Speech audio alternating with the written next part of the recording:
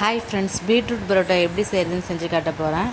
அதுக்கு ஒரு பாதி பீட்ரூட்டை நல்லா காய் துருவுறதுல துருவி வச்சுக்கோங்க. நீங்கள் அதிகமாக பீட்ரூட் துருவினாலும் துருவி வச்சுக்கலாம். நான் பாதி போட்டிருக்கேன். தேவையான அளவு கோதுமை மாவு,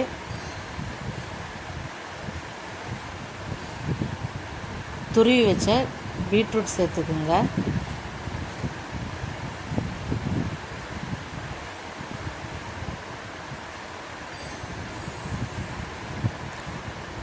உப்பு, எண்ணெய், இது எல்லாத்தையும் நல்லா மிக்ஸ் பண்ணிக்கலாம். இப்போ தண்ணி ஊற்றி நல்லா மாவை பரோட்டாக்கு ஏற்ற மாதிரி பிசைஞ்சு எடுத்துக்கலாம்.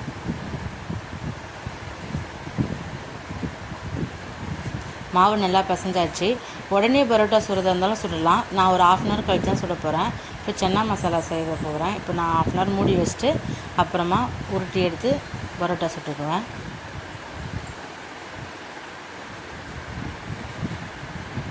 ½ hour ஆகிடுச்சு. இது மாதிரி சின்ன சின்னதாக பவுல் ரவுண்ட் போட்டுக்குங்க.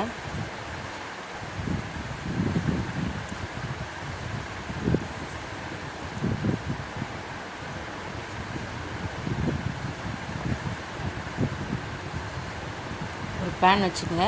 நான் பாதி அளவு பட்டர், பாதி அளவு நெய் ரெண்டுத்தையுமே சேர்த்து உருக்கி வச்சுருக்கேன்.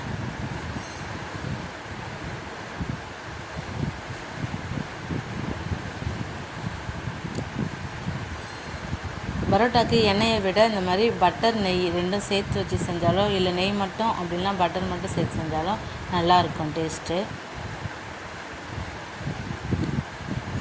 2 பக்கமும் அப்ளை பண்ணிக்கங்க திருப்பி போட்டு.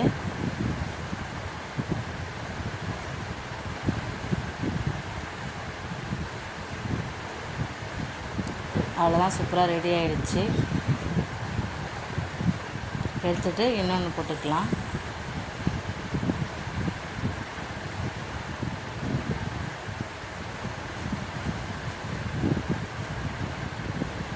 இதே மாதிரி எல்லா மாவையும் பரோட்டா சுட்டு எடுத்துக்கலாம்.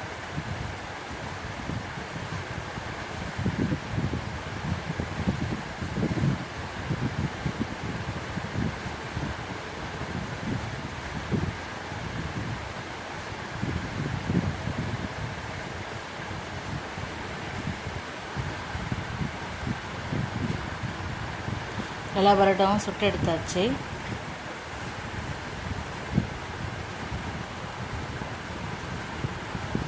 பரோட்டாவுக்கு சன்னா மசாலா ரொம்ப டேஸ்ட்டாக சூப்பராக இருக்கும். நீங்களும் இதே மாதிரி செஞ்சு சாப்பிடுங்க. உங்கள் குழந்தைங்களும் விரும்பி லைக் பண்ணி சாப்பிடுவாங்க. அருள் குக்கிங் சேனலை லைக் பண்ணுங்கள், ஷேர் பண்ணுங்கள், சப்ஸ்கிரைப் பண்ணுங்கள். தேங்க்யூ ஃபார் வாட்சிங்.